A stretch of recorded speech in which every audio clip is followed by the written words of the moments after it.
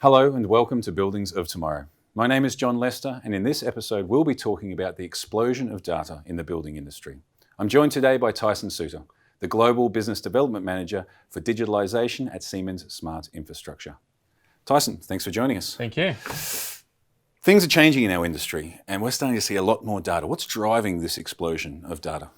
So I think traditionally we had very old systems in buildings, and a lot of buildings out there still have old style protocols connecting devices in building. It was also common not to connect the devices, have them very much standalone. At the moment, we're seeing a huge shift in the market. So the cost to develop devices, the power available, not just in cloud computing, but either at edge computing or even small sensor data or sensor devices. This is significantly reducing. So for the first time in our industry, we're seeing small players being able to step into large capital markets. So we have a big change, or a lot of different changes there. We have new entrants into the market. We have technology which is getting smaller and simpler to have the extra capabilities, and then we see the connection side of things going as well. Definitely, and what the biggest limitation a lot of the time was to be able to connect a device to a network required a proprietary network or a lot of capital investment to be able to communicate.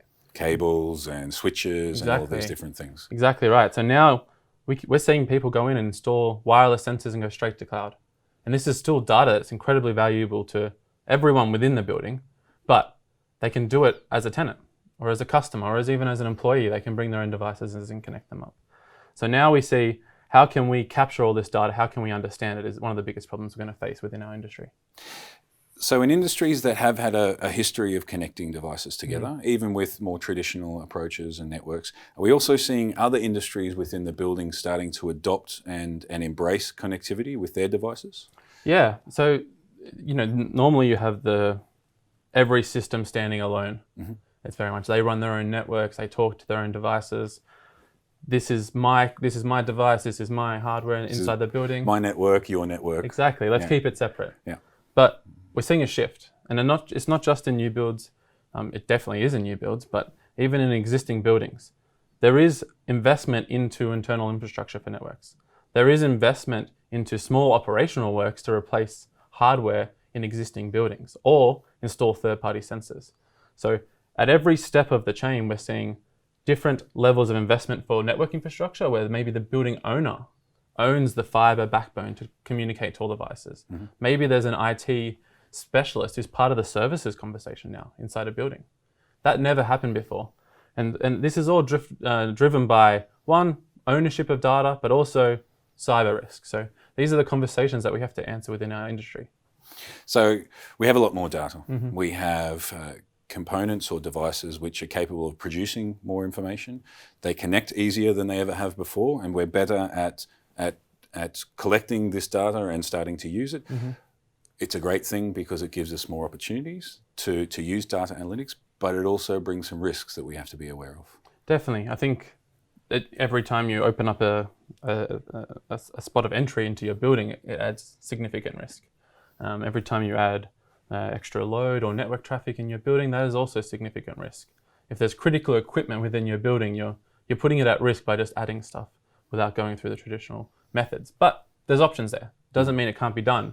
Just means that you need to be aware of those risks. You have to talk about it, you have to take it into consideration and come up with a plan. Definitely. And now we're seeing every player in the market saying, how can we offer a solution that lowers the cost of entry? So that is how our market is now shifting. So it's not just saying we're going to sell hardware, we're going to sell hardware that is open, is available to anyone to be able to collect the data. And the ownership of data is becoming a conversation point for every customer. Who owns it? How do I get access to it? And how can I utilize it? Yeah, exactly, because where data is created and what that data represents defines where the ownership lies. Exactly. So we have to have that conversation. And it's not just energy data, it's waste, it's fire, security, HVAC, but indoor environment quality. How can I measure how happy my tenants are or my employees? How can I look at a temperature complaint and tie it to an employee who doesn't like sitting in a certain zone? Or how can I look at my fire security system remotely and understand, what's my risk? What's what should I be concerned about in my portfolio of buildings? But then also bringing all that together. So the traditional live systems with the operational systems, like your facility management systems. Bringing all these things together brings visibility within a building. And it really leads us getting steps closer to that digitalizing the asset within the building. Beautiful. Thank you very much. Thank you. And thank you for joining us here on Buildings of Tomorrow. Please feel free to like, comment, or share on this episode, and also ensure to subscribe to us here on this channel. We'll see you again soon.